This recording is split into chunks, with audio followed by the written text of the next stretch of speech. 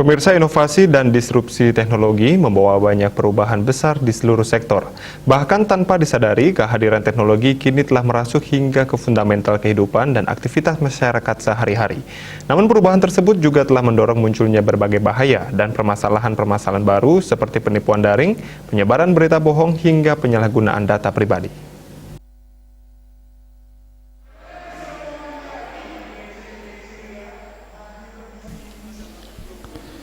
Kondisi tersebut semakin mendesak kehadiran literasi dan edukasi yang meluas serta merata terhadap seluruh lapisan masyarakat Indonesia, khususnya di bidang digital.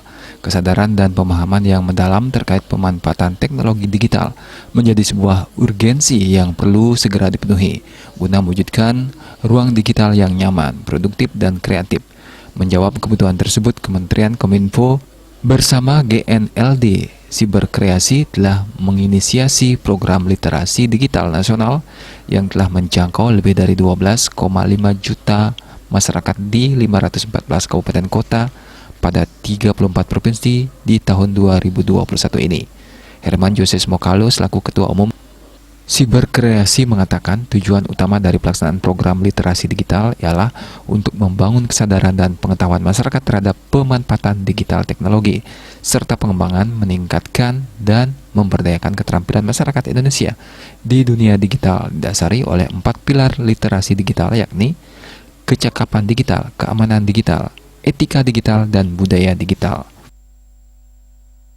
Lumayan ya, kita memilih Bali juga sebagai salah satu tempat yang strategis menurut kita ya, strategis selain dari audiens dan juga netizennya gitu. Banyak sekali yang kebaikan yang bisa ditularkan kalau kita menyelenggarakannya di Bali ya. Seperti misalnya gini ya, mempengaruhi Bali, kita tidak memilih Jakarta lagi, kan selalu Jakarta. Ini kan mencontohkan juga sebagai sebuah kita tidak se-eksklusif itu, kita melakukannya benar-benar untuk semua daerah. Bukan tidak mungkin di tahun depan kita memilih kota yang berbeda gitu ya.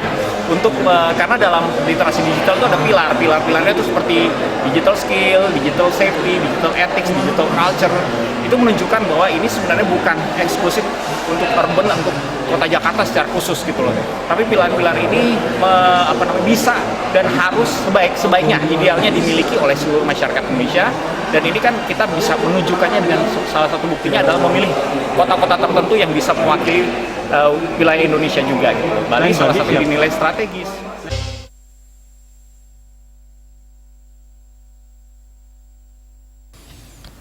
Program ini diimplementasikan melalui berbagai kelas, lokakarya, seminar baik secara luring maupun daring, berbagai fondasi yang dapat memfasilitasi transformasi digital, mulai dari infrastruktur, aplikasi regulasi tata kelola, hingga pengembangan teknologi penunjang. Lebih lanjut, Yosi mengatakan, sebagai penutup dari berbagai kegiatan literasi digital yang telah dilaksanakan di penghujung tahun 2021 ini, Kementerian Kominfo bersama seluruh mitra jejaring tengah melaksanakan rangkaian acara literasi digital yaitu Netizen Fair 2021 yang dilakukan secara serentak dan hibrid di berbagai kota kabupaten pada bulan November 2021 lalu. Puncak rangkaian acara Netizen Fair 2021 ini dilaksanakan di Bali pada 18 dan 19 Desember 2021 dalam rangka memperkuat kapasitas talenta digital sekaligus mewujudkan masyarakat Indonesia yang makin cakap digital.